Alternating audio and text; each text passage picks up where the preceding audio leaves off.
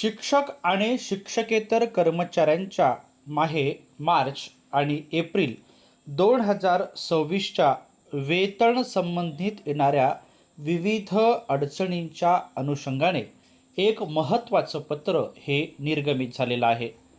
प्रस्तुत पत्र शिक्षक आणि शिक्षकेतर कर्मचाऱ्यांना महत्त्वाची माहिती देणार आहे. आजच्या या व्हिडिओमध्ये आपण हे पत्र जाणून घेणार आहोत. आत्मीय शिक्षक बंधू आणि भगिनींनो, नमस्कार. मी माझ्या शैक्षणिक यूट्यूब चॅनलमध्ये आपल्या सर्वांचं सहर्ष स्वागत करतो. आज आपण वेतनाच्या अनुषंगाने येणाऱ्या अडचणींच्या संदर्भातील एक महत्त्वाचं पत्र हे जाणून घेणार आहोत. अशाच प्रकारचे विविध शैक्षणिक पत्र, शासनाचे निर्णय जाणून घेण्यासाठी माझ्या या यूट्यूब चॅनलला जर आपण सबस्क्राईब्स केलं नसेल तर जरूर सबस्क्राईब्स करा, अशी नम्र विनंती मी आपल्याला या व्हिडिओच्या निमित्ताने करतो आहे. सोबतच या पत्राच्या अनुषंगाने एक साधा सोपा प्रश्न हा या ठिकाणी दिलेला आहे, त्याचं उत्तरही आपण देऊ शकता. आता आपण जाणून घेऊया हे पत्र काय आहे ते. उपरोक्त संदर्भीय विषयांच्या अनुषंगाने मार्च एप्रिल 2026च्या अनुदानित शाळांमधील कर्मचाऱ्यांच्या वेतनाबाबत येणाऱ्या अडचणीच्या अनुषंगाने पुढील प्रमाणे सूचना देण्यात येत आहे. शाळेमधील प्रत्यक्ष संच मान्यतेनुसार मान्य पदे व कार्यरत पदे यामध्ये कार्यरत पदे मंजूर संच मान्यता पदापेक्षा जास्त असल्यास अशा प्राथमिक माध्यमिक शाळांच्या बाबतीत एक स्तर वरिष्ठ अधिकारी म्हणून संबंधित शिक्षणाधिकारी प्राथमिक माध्यमिक यांनी तपासणी करून त्यांचे लॉग इनमधून अतिरिक्त कर्मचाऱ्यांच्या वेतनाबाबत कार्यवाही करावी. तसेच उच्च माध्यमिक शाळांबाबत विभागीय शिक्षण उपसंचालक यांनी त्यांच्या लॉग इनमधून उपरोक्त प्रक्रिया पार पाडावी.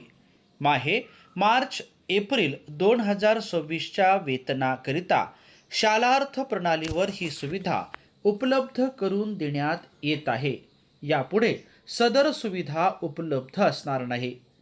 ज्या शाळांच्या बाबत एक युडायस क्रमांक 2 शाळांना देण्यात आलेला आहे, अशा परिस्थितीत आवश्यक ती दुरुस्ती मुख्याध्यापक तथा DDO 1 व अधीक्षक वेतन पथक तथा DDO 2 यांच्या लॉग इनमधून संबंधित युडायस क्रमांकाचे अद्ययावतीकरण करण्यात यावे. तसेच एका युडायस क्रमांकावर 2 शाळांचे DDO कोड तयार झाले असल्यास एक DDO कोड अधीक्षक वेतन पथक यांच्या लॉग इनमधून अकार्यान्वित करण्यात यावा. शालार्थ प्रणालीमध्ये जन्मदिनांक व प्रथम नियुक्ती दिनांक याबाबत वेतन व भत्ते अदा करताना अडसर येत असल्यास अशा कर्मचाऱ्यांच्या बाबतीत विभागीय शिक्षण उपसंचालक यांनी पुढील प्रमाणे कार्यवाही करावी. उपसंचालक यांनी प्रथम नियुक्ती दिनांक व जन्मदिनांक याबाबतची पडताळणी करून कागदपत्रांच्या आधारे प्रथम नियुक्ती दिनांक, जन्मदिनांक याबाबत योग्य तो आदेश पारित करावा. अशा सर्व प्रकरणांचा एकत्रित अहवाल संचालनालयास सादर करावा. तसेच संबंधितांना आदेशासह कळवावे.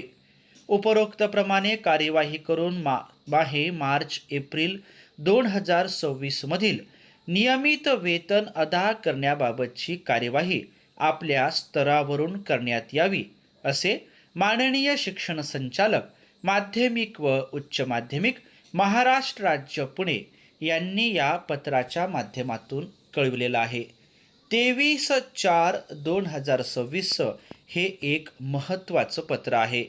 माध्यमिक व उच्च माध्यमिक शिक्षण संचालनालयाचे हे पत्र माननीय विभागीय अध्यक्ष, महाराष्ट्र राज्य माध्यमिक व उच्च माध्यमिक विभागीय मंडळ, विभागीय शिक्षण उपसंचालक, शिक्षणाधिकारी मनपा, प्रशासनाधिकारी मनपा, शिक्षण निरीक्षक मुंबई उत्तर, दक्षिण आणि पश्चिम आणि शिक्षणाधिकारी माध्यमिक आणि प्राथमिक यांना पाठविण्यात आलेला आहे.